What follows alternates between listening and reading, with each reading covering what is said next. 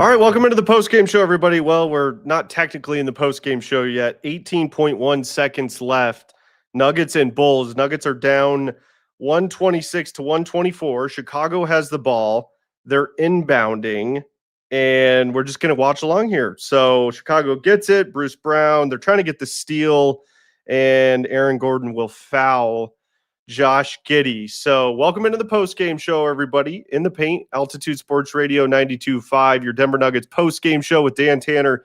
This one's coming down to the wire. So we've got 13.7 seconds left. Bulls are up by 2. Actually, they're not getting free throws. So the Nuggets had a foul to give. So they'll get another chance for a steal here. So Giddey's inbounding the ball. The Bulls have it, and there's the foul. 11 seconds left on the clock. Chicago will go to the line. They need to miss one, really, in order for the Nuggets to have a chance here against Chicago. What a crazy game this has been, by the way. We'll get into the game itself here in just a second. We'll see how this one finishes out. Ayo Dosunmu is heading to the line. Bad news, folks. He's a 90% free throw shooter on the season. So here comes free throw number 1. Oh, he almost missed it. It just bounced out. Oh, my goodness. All right, so Joker's checking back in. He's got to miss this one. Got to miss this one. And then the Nuggets don't have any timeouts, by the way. They lost their last timeout on that challenge, on the potential out-of-bounds play, Adelman challenge, which I thought honestly was worthy of a challenge. It looked like it went off the Bulls player's knee, but the refs said there wasn't enough conclusive evidence to overturn the call. So here we are. All right, here's free throw number 2. Oh my goodness, he bounced it in again. He barely made both of those. So we've got 8 seconds left. Jamal, you just got to fire this up, man. You just got to fire it up. He fires it up and drills it. 2.3 seconds. There's still hope. AG with the foul. 1.7 seconds left. This is going to take a miracle for the Nuggets to pull this one out. But what a shot by Jamal Murray. My goodness, off of one leg, just drained a 3.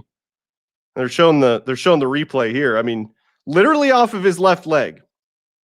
Actually, they might, let's see, are they going to add any time left here to the clock?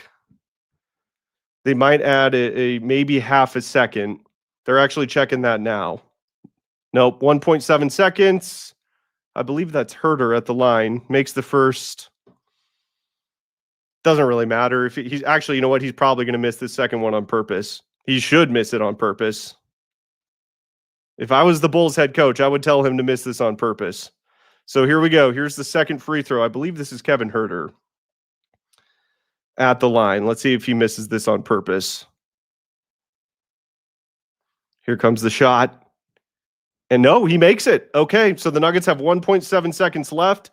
Aaron Gordon's going to inbound it. He's taking his time, and he's going to fire it all the way down the court. Oh, man. Oh, there's a foul. Yeah, the Bulls fouled. Okay, so there's still a chance here for the Nuggets. So there's 1.4 seconds left. Now, this all depends on if the Bulls had a foul. I believe the Bulls had a foul to give, actually. So I don't believe this is going to be free throws. Man, what a dumb play by Vucevic. He should have just let it go. He fouled Nikola Jokic. And they're going to put, so there's 1.7. Yeah, there's no free throws. So the Nuggets have a chance here. Got to get a quick 3 up. Who's it going to be? Aaron Gordon's inbounding. Got to get this to Joker, right? Yep, he'll fire it from almost half court. Oh, and he missed it. That's the ball game, everybody. Had a chance. That would have been a miracle 3 from Nikola Jokic. So Nuggets lose they in their 7-game win streak tonight. Bulls win 130 to 127 is your final. Just a heartbreaker at Ball Arena tonight. What a great game, though. I mean, I know that they're showing the replay of the Joker shot here. He didn't even hit the rim. That was a really tough shot for even for Nikola Jokic. I mean, he got a clean look. It was just near half court, and it looked like it was a little bit short, and yeah, left of the rim. Tough break for the Nuggets.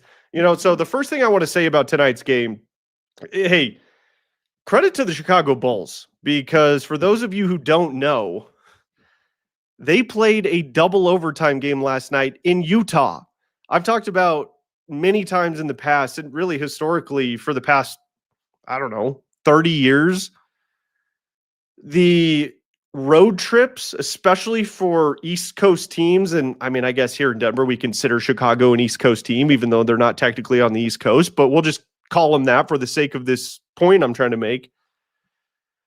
Teams that have to do the back-to-back games in Utah and in Denver, especially that second night of a back-to-back being in Denver, is an absolute death sentence for visiting NBA teams in Ball Arena. And tonight, credit to the Chicago Bulls, because not only did they have to play in Utah last night, but it was a double overtime game that they lost against the Jazz in Utah. Lauri Markkanen went off for 47 points in the Jazz's double overtime victory. So this was a game coming into tonight that I was fully expecting the Denver Nuggets to win because of that fact, because of the historical nature of opposing teams coming into Ball Arena on the second night of a back-to-back, especially from Utah, both games at altitude.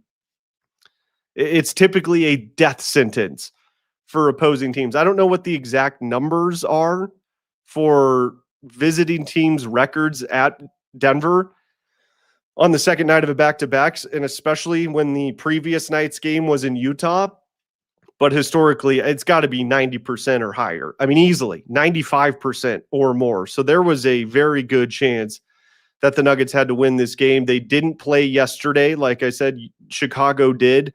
And Scott kept mentioning this throughout the broadcast, and it's something that he has talked about for years, actually.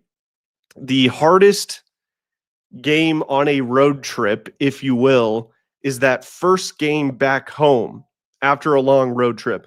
Now, I get that the Nuggets, it wasn't necessarily a long road trip as far as the amount of games go. It was only a 3-game road trip, but it took about a week.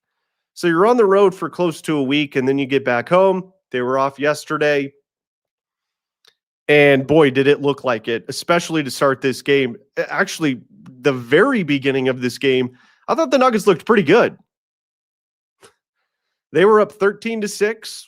Kind of seemed like they were rolling. It felt like when this game started, it was going to be that classic visiting team on the second night of a back-to-back in Denver, just getting run out of the gym by the Nuggets. But credit to Chicago. They were, they literally, pardon my pun here, but they were running like with the Bulls. They were running with their hair on fire. Midway through that first quarter, I don't know what flip switched with that basketball team, but they started just running up and down the court, and the Nuggets were the team that looked slow and sluggish and tired. Nikola Jokic may have had his worst quarter of the season. I wouldn't even say may have. He had his worst quarter of the season in the first quarter of tonight's game. He finished the first quarter shooting 1 of 7 from the field. All of the shots, specifically in the first half of this game, were coming up short for the Nuggets, especially their outside jumpers. Their threes and their long twos were all coming up short. That's clearly a sign of a team that is fatigued, which is, again, a little odd because the Bulls played a double overtime game in Utah last night and the Nuggets were off yesterday. And I get that, Hastings Point, where the first game back from a long road trip is the toughest, and I do buy into that. You got to think about this from the player's perspective, right? Yes, the Nuggets were off yesterday, but these guys have families and responsibilities and children and wives and girlfriends and lives that they have to come back to and things that they have to take care of. And a lot of times when these guys get back from a long road trip, their day off isn't really a day off. It's, doing life stuff, doing responsibility things, if you will. So look, I will say it was surprising how well the Bulls played in this game tonight. I don't necessarily think this was a game where the Nuggets just flat out lost the game. It felt like the Bulls took this game from the Nuggets. Now, could the Nuggets have played better? Absolutely. The bench unit tonight, my God, I'll have to look at what the final number ended up being. But by the end of the third quarter, I mean, the bench unit was just getting destroyed. The Nuggets bench was being outscored 56-9 at the end of the third quarter. 56-9. I mean, this was just a bludgeoning from the Bulls bench. Now, the Bulls bench is, I believe, the third highest scoring bench in the entire NBA this year. So they've got a very good bench, okay? It's not like this was an anomaly or a fluke, what we saw here tonight. The Bulls bench is very good. Now, the Nuggets bench easily had their worst game of the season. Absolutely. They couldn't hit anything. That second unit was getting crushed. In fact, so like I said, the Nuggets started off that first quarter pretty well. Joker leaves with about 1:40 to go. When that happened, I started thinking, man, does this game feel a lot like a game we would have seen last year from last year's Nuggets team. And the reason I say that is because I thought it was the right move for Adelman to take Joker out before the end of the first. He clearly looked tired. His shots were falling short, looked sluggish up and down the court. He was huffing and puffing while walking over to the bench when Adelman took him out a little bit earlier than he usually does, because he usually lets Nikola Jokic play the entirety of the first quarter. It just looked like he didn't have it, at least in his first stint in this game. He certainly picked it up, and we'll get into that here in a bit. But what was so interesting about this game was Joker comes back into the game in the second quarter with like 8 minutes and 50 seconds to go in the second quarter. That is what we saw all of last year, and I'll even say even the year before that. The last 2 years, we saw that all the time with Nikola Jokic when Michael Malone was the head coach of the Nuggets. Why? Because the Nuggets didn't have a bench, and he didn't trust the bench unit to be able to tread water when Joker wasn't out there. This was the first game this season where Adelman had to do that. Hadn't had to do that all season long. Not yet. And that was the first time we've had to see Nikola Jokic not get his full amount of rest in his first stint on the bench. The first time this year, which honestly is a credit to how well the bench has been playing. But it's also just, I just think it was a weird night overall. The energy level with this team was off right away. You could see it. I mean, you could absolutely see it. So that was something where just this game felt like the Nuggets teams from the past couple of years. And that was the first time, like I said, it had felt that way all season long. So it's just like, and I didn't like it. It was a bad feeling. I'm like, I remember this feeling. I remember this a lot, actually, from the last couple of years. Doesn't feel very good. I mean, the Bulls to start that second quarter, holy cow, they were just raining threes. I mean, I believe their bench unit in the first half was 9 of 14 from three. Their bench unit, 9 of 14. Coming into this game, the Nuggets were like one of the top 3 teams. They might have been number 1. I'll have to go back and look. But I know they were top 3 in three-point defense heading into this game. That wasn't the case tonight. I mean, this Chicago Bulls team was just hitting threes from everywhere, from the corner, from the top of the three-point line. I mean, literally all over the place they were hitting threes. In fact, the Bulls actually finished 19 of 53. Now, that might not sound like a great number, okay? In fact, they only end up shooting 36%, but they only made like 1 3 in the fourth quarter. They were like 1 for 11. Because you could tell the fatigue was finally starting to catch up to the Bulls in that fourth quarter. Played a double overtime game last night in Utah. And I just kept wondering, like, when is the fatigue going to catch up? Because you're expecting it the whole game, like, especially to start the third quarter.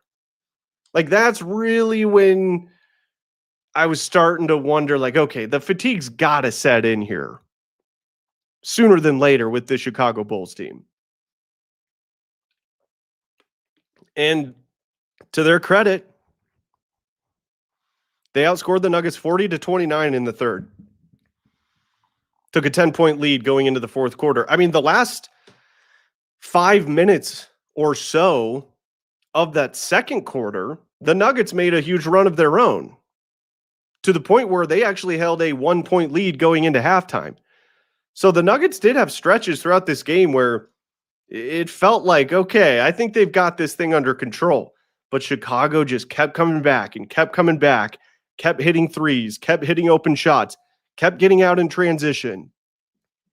The Nuggets just were not prepared or in the right mindset, or just didn't have the energy level to run with the Chicago Bulls tonight.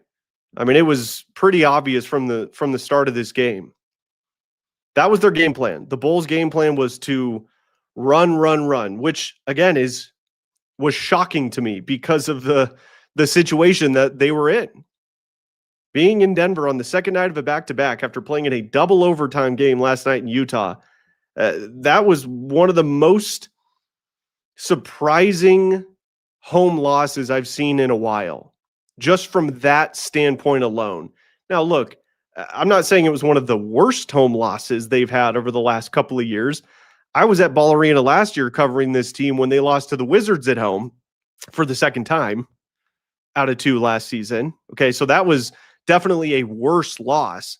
But this is one of the most surprising losses because of the circumstances of where the Chicago Bulls were at heading into this basketball game tonight. It was, hey, tip your cap to Chicago tonight because they came to play. Josh Giddey looks like he has really found a home in Chicago. I mean, that dude was all over the place, grabbing offensive rebound. Josh Giddey had 14 rebounds. 14. I mean, that's something where Adelman's gonna chuck up the box score in the locker room or maybe in their film session tomorrow. You can't be letting guards like Josh Giddey get 14 rebounds. How many rebounds did Joker have tonight? Joker had 18. So Nikola Jokic, who did have a triple-double, by the way, had 18 rebounds. He only had 4 more than one of the Chicago Bulls guards.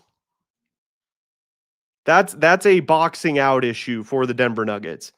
They definitely were struggling boxing out tonight. They gave up way too many offensive rebounds, way too many second chance points to the Chicago Bulls tonight. It just felt like the energy wasn't there for whatever reason. And again, very surprising considering the Nuggets were off last night at home and the Chicago Bulls had to fly to the Mile High City late last night. And they get the 130-127 win. I mean, the Nuggets won the fourth quarter, 34-27. So they were right there on the comeback trail. In fact, they took the lead at various points throughout the fourth quarter, but it just the tipping point never fully came in this game tonight with the Nuggets in the fourth quarter. Pretty shocking stuff, honestly. You tell me in the comments. I'd love to get your thoughts on the loss tonight.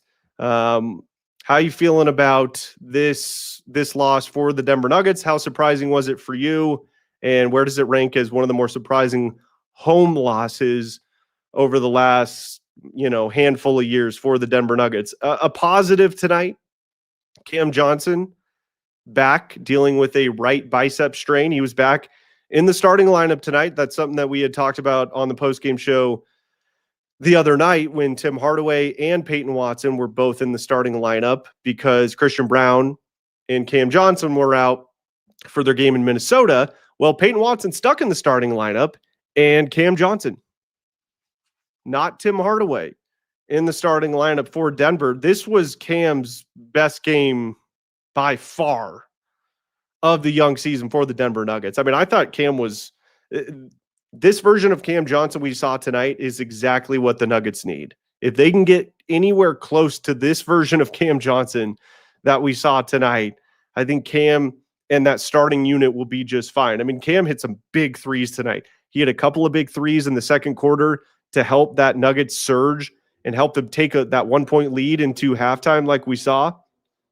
5 of 7 from 3 tonight from Cam. And by the way, it's his right bicep, his shooting arm. So that was a big concern coming into tonight's game. Like, is he going to be able to shoot the basketball? Well, he was on one tonight.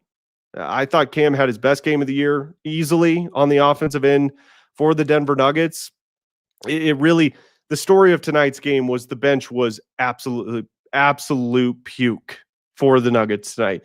Spencer Jones gave him literally nothing, 0 points, didn't take a shot, no rebounds, no assists, no steals, no blocks, one turnover in 6 minutes from Spencer Jones tonight. Boy, has he been just kind of a flash in the pan at points throughout this year. He's either been like really beneficial to the Denver Nuggets when he's in there, or he is just a ghost. And tonight, unfortunately, he was a ghost. And I didn't think he was all that great defensively tonight either. So a little bit of growing pains, or just the NBA's got more tape on Spencer Jones, and they're starting to figure out exactly how to attack him on the defensive end and how to stop him on the offensive end, because he was, I mean, I would have, I could have done what he did tonight. You could have done what Spencer Jones did tonight for the Denver Nuggets. Jonas Valanciunas, I thought it was his worst game so far of the season for the Nuggets. He had 2 points, took one shot, missed it. His 2 points came from the free throw line. This was a game where, going into it, I thought this was a very big opportunity for Jonas Valanciunas to kind of get his tonight, because especially when I saw Nikola Jokic start the game so slow, I'm sitting there like, yeah, maybe this is a big Val kind of night tonight. But turned out, obviously, that was not the case. Tim Hardaway, 4 points, 2 of 8 shooting from the field, 0 of 3 from beyond the arc. Now, I'm not going to be too critical of Tim Hardaway. He's off to a tremendous start to the season for the Denver Nuggets, and he's a bit of a streaky player. So, we might be seeing a little bit of a valley coming up here for Tim Hardaway. He was off tonight. Bruce Brown wasn't very good tonight either. 0 points for him on 0 of 2 shooting, 0 of 1 from 3, just 2 rebounds.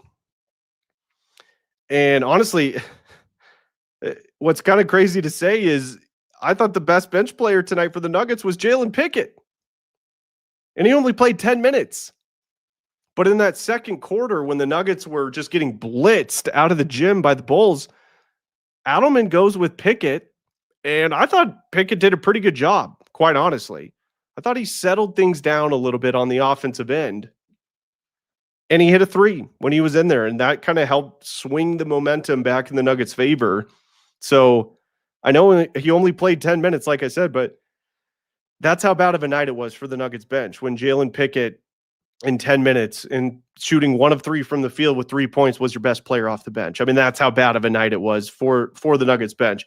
I mean, if you look at the Chicago Bulls bench, my goodness, Jalen Smith had 16, Patrick Williams had 7, Dalen Terry 5, Ayo Dosunmu 21, Javon Carter at 15. They couldn't stop Javon Carter that towards the end of the first quarter and into the early second. He was lighting them up from 3. He ended up shooting 5 of 10 from 3. So the Bulls bench was the difference tonight. I mean, the Nuggets bench got outscored by 50 plus, and you lose the game by 3. There's the game right there. Nikola Jokic had his 5th fastest triple-double in his career.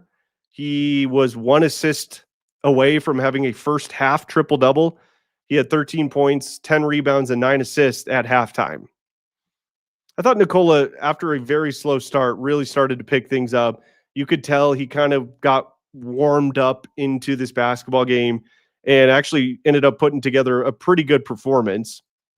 A little bit of an off shooting night from Joker, 13 of 27 from the field, but he started 1 of 7. So he definitely got a little heated up as the game went along. Jamal Murray hit a big 3 down the stretch to give the Nuggets a chance.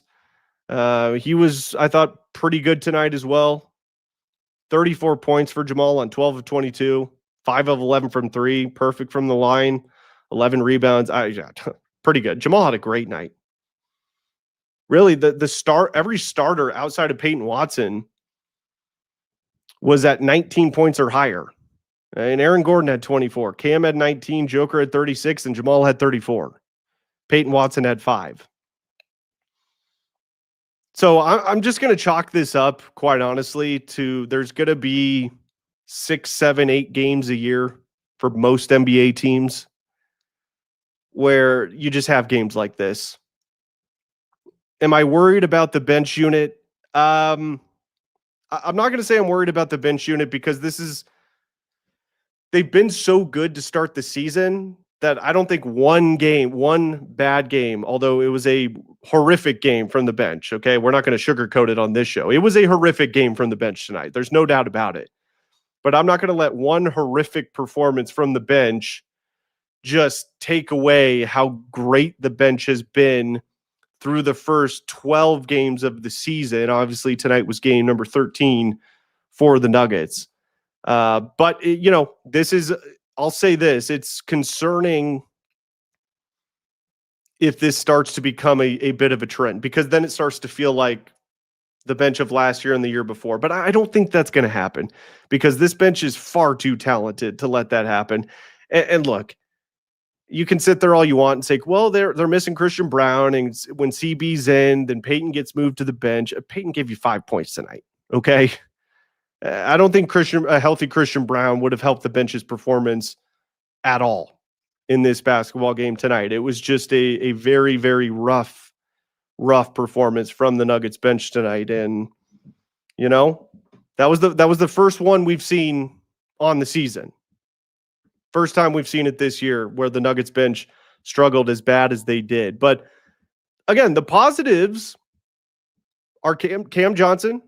I thought he looked excellent tonight. That was great to see him really have a good offensive performance.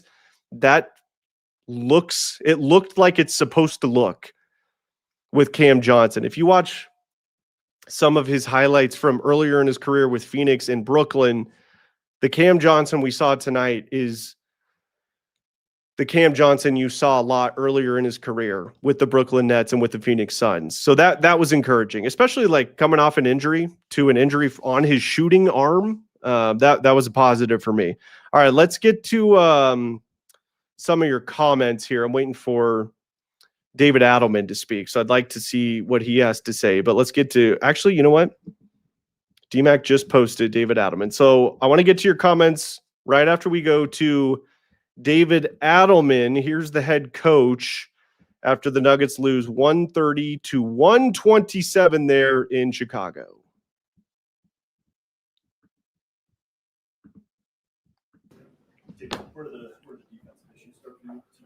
The pick and pop killed us. We just were late on rotations. We tried different things with it.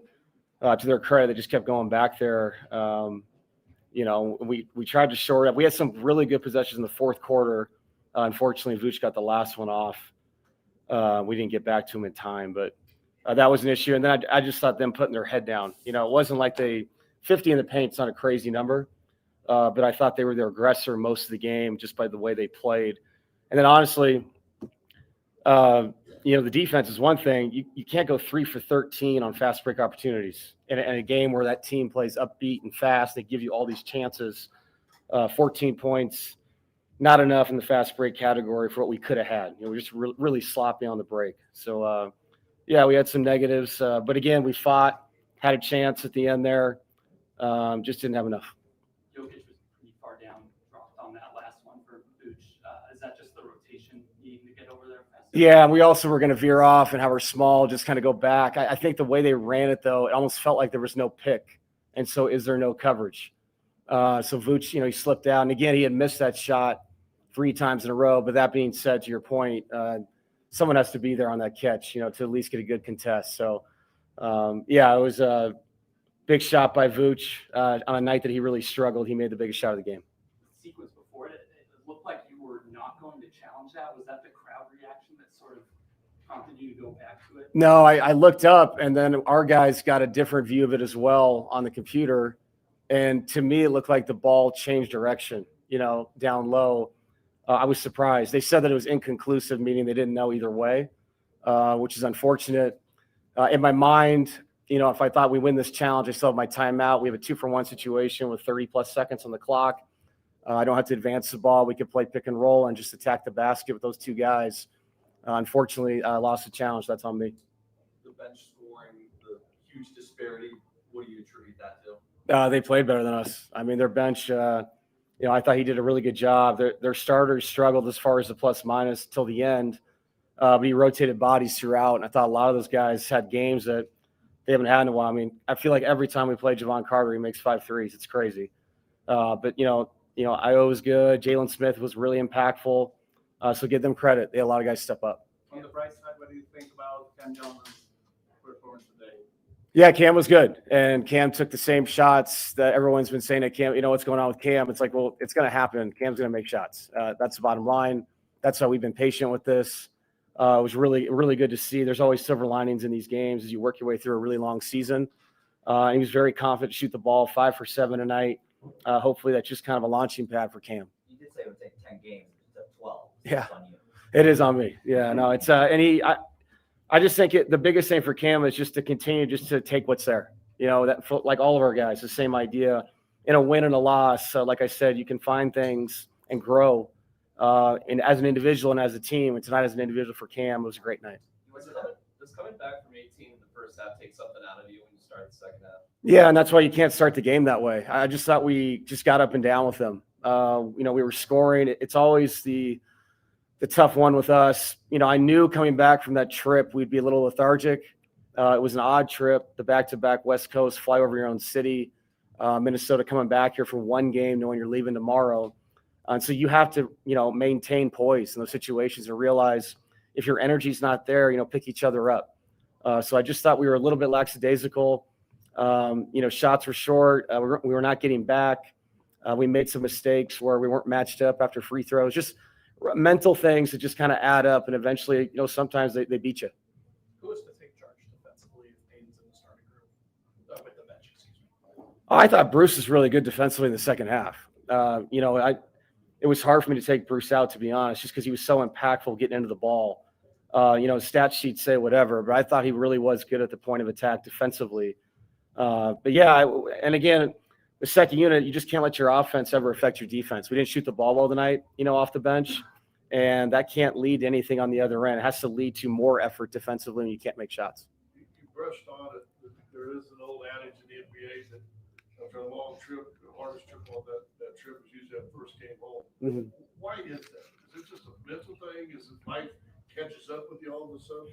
I think so. Yeah, and I like I said, it's an odd one where you're leaving tomorrow too. You're home for a second, then you're out of here.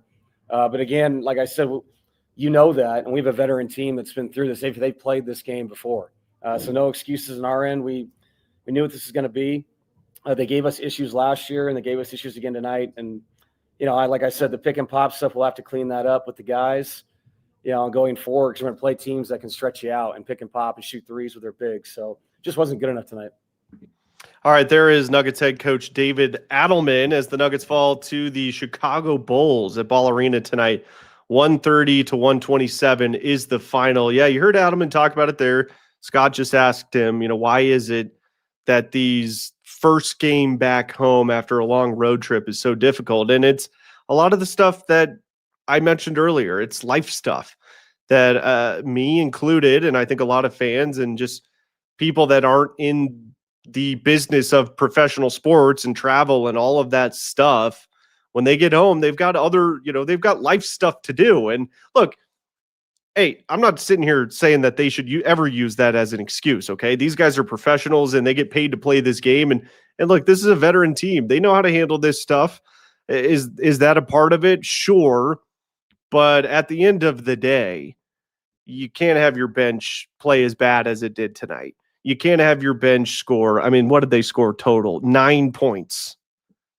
9 points for the Nuggets bench, and they got outscored by 50 plus by the Chicago Bulls bench tonight, and in a game that they lost by 3.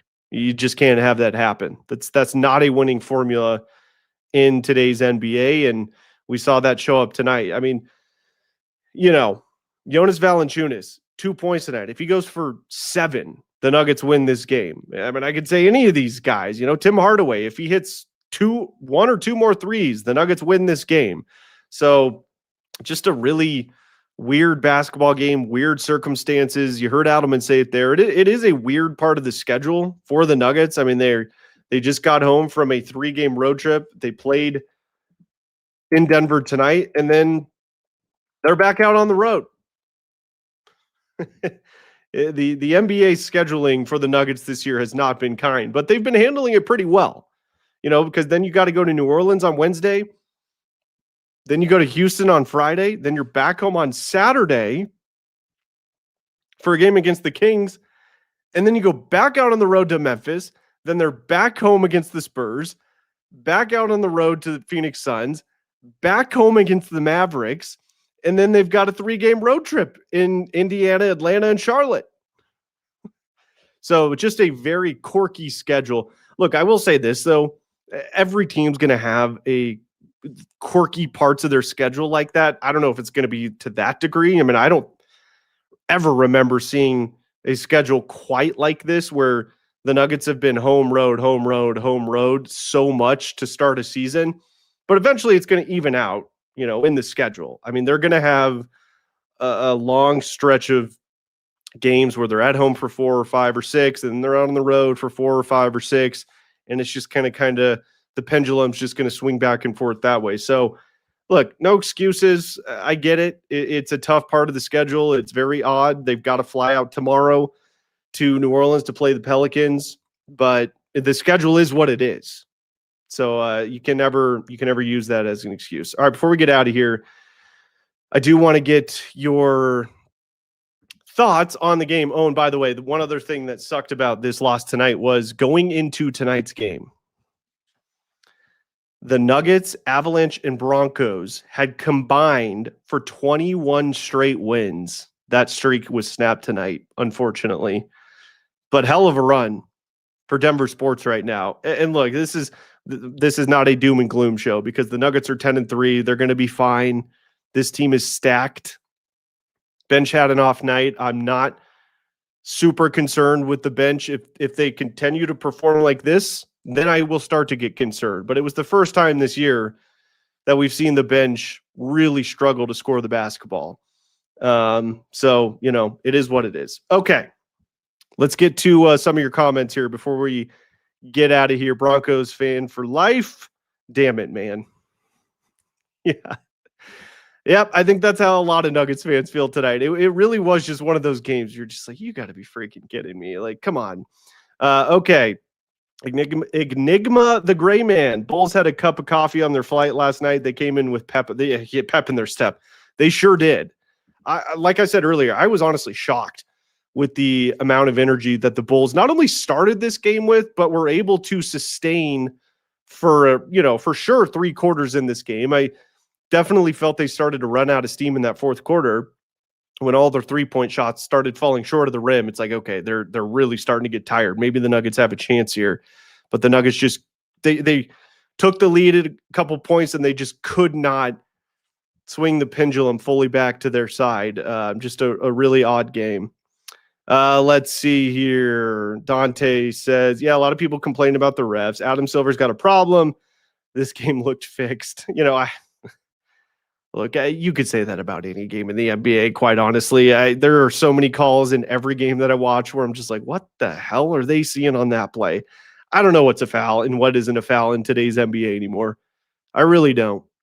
The one thing I will say is the challenge that Adelman was just talking about there with the out-of-bounds play with just a couple minutes to go. I thought it was the right challenge because I saw the replay and it looked like the ball grazed. I don't even know who the Bulls player was, but it looked like it grazed at least the pant leg or close to the leg of the Bulls player. I thought it looked good enough to challenge, especially I think the Nuggets were down by 1 at that point. I don't know. I would rather Adelman risk the challenge and the timeout there versus not taking it. Like, I'm always on the be aggressive camp, and just didn't go their way. And by the way, they didn't say, hey, he didn't touch it. They just couldn't get definitive proof that he did. But man, I don't know. The replay I saw, it looked pretty definitive to me. Okay, here. Yeah, Gabriel says, missed me with the refs. They played no defense. That's kind of where I start typically. Like I always try to look at like, okay, what did the team do first? Like I get there's certain instances and certain plays where you can say, hey, the ref screwed that one up. I mean, they're never going to be perfect. But I always try to take the approach of like, okay, there were a litany of things that went wrong in this game before the refs determined the outcome of this game. So I'm not a big blame the ref guy, if you can tell. Yeah. So, all right. Well, tough loss for the Nuggets tonight, everybody. Appreciate you tuning in. They fall to the Bulls 130 to 127. Nikola Jokic gets his 5th fastest triple-double in his career. Damn near had a triple-double at halftime. Was 1 assist shy of a triple-double at halftime. Really good bounce back. Quarters 2 through 4 for Nikola Jokic tonight after the first quarter, which was easily his worst quarter of the season. But I thought he had a really good bounce back game tonight. Cam Johnson finally broke out. Hopefully we can see him sustain that moving forward. It looks like he's starting to gain a little bit of momentum, or we'll see if he can gain a little momentum with his performance here tonight. And Jamal Murray, I thought played really well tonight. It's going to be, can the bench get back on track coming up on Wednesday against the New Orleans Pelicans? That's when we will be with you next for reaction to Nuggets and Pelicans, everybody. We will talk to you the next time on In the Paint. Have a good night.